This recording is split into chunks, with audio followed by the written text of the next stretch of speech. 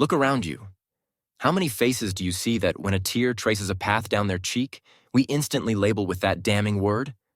Weak, fragile, emotionally unstable. We've been taught a lie so pervasive, so culturally ingrained, it's become a silent, crushing judgment. The fact is, this is an incredible biological and psychological superpower. 1. The shocking biological truth. Let's start with the cold, hard science.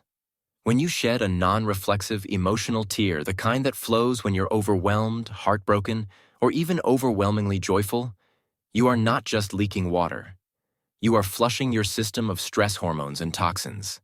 This isn't therapy. This is a chemical cleanse.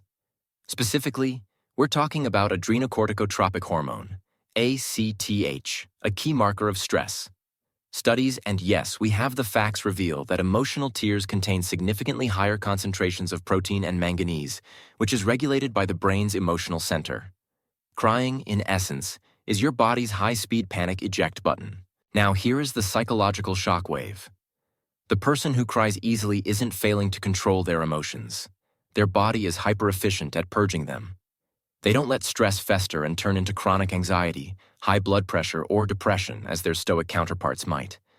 They are, quite literally, emotionally self-cleaning machines. Think about it. We admire the marathon runner, the person who pushes their body to its limits. But we scorn the person who pushes their psyche to its limits, only to have their body naturally initiate a biological restorative process. It's the ultimate double standard. 2. The power of neural wiring. Let's dive deeper into the mind. Why do some people access this eject button more readily? The answer lies in two fascinating concepts: high sensory processing, HSP, and cognitive empathy. The HSP advantage, the easy crier, often possesses a more finely tuned nervous system. Imagine a radio antenna. While others have a standard antenna, the crier has one that's dish-sized and hypersensitive.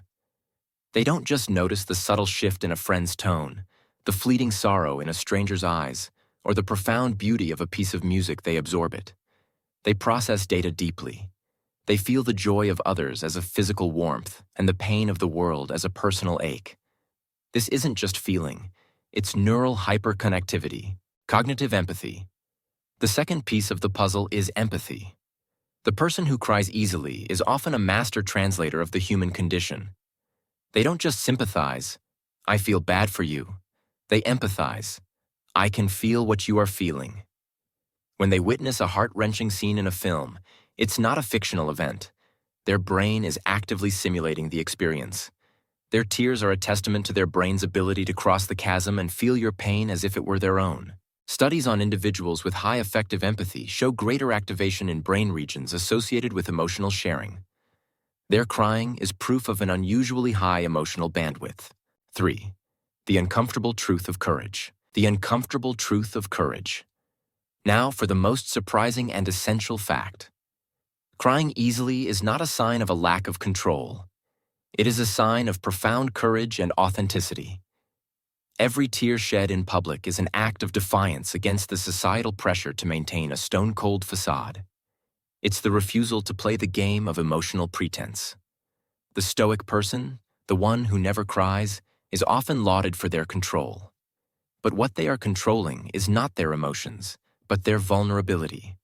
They are building an invisible, oppressive wall around their soul, trading genuine connection for perceived strength. The easy crier, however, is making a choice, often subconsciously, to be transparent. They are saying, this openness, this willingness to expose their inner landscape is the highest form of emotional intelligence and the root of true relational power. Think of the emotional labor required to suppress a feeling so intense it demands a physical release. It is exhausting. The person who allows the tears to flow is choosing the path of unburdening, which, paradoxically, makes them far more resilient in the long run. They process, they recover, and they move on, having successfully negotiated an emotional storm. Next time you see someone cry, on screen, across the room, or in your own mirror, pause the judgment. Don't reach for that old word, weakness. What you're actually seeing is a nervous system processing overload with precision. A person refusing emotional numbness. A human using their built-in tools to restore balance. Tears aren't the breakdown. They're the release valve that protects the whole system. People who cry easily aren't fragile. They're emotional alchemists, turning pain into clarity and sensitivity into strength. So let's drop the shame and honor the courage. Because in a world that pushes us to feel less, the ones brave enough to feel more are the ones who hold everything together. If this changed even 1% of how you see emotion, then hit that subscribe button. Because on this channel, we don't just label personalities, we decode the power within them.